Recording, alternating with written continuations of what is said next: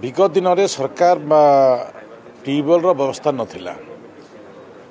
काँ भा गोटे जिले में 10-12टा ट्यूबवेल होता किंतु एबे आमे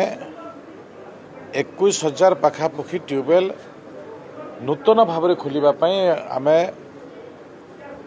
प्रत्येक जिलापाल को ऑर्डर दे दीछु। विभागीय भी ट्यूबवेल खोलिबार आरंभ कर 3,500 पाखापाखि ट्यूबवेल वर्तमान सुधा से माने खोली ए भितरे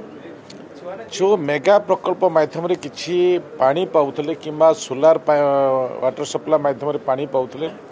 जोठी भी काम हो पारुना मु आपण मानक जरिया कहवा भी चाहिए साधारण लोक मानकु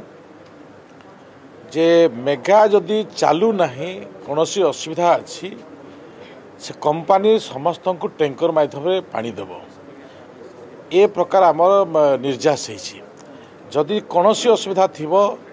ताहले से माने ब्लॉक प्रशासनिक अधिकारी RWSS अधिकारी किंबा पंचायत निर्वाचित प्रतिनिधि मान सहित जोगाजोग रखिए जे पानी समस्या पीवा समस्या को नहीं प्रश्न न उठू।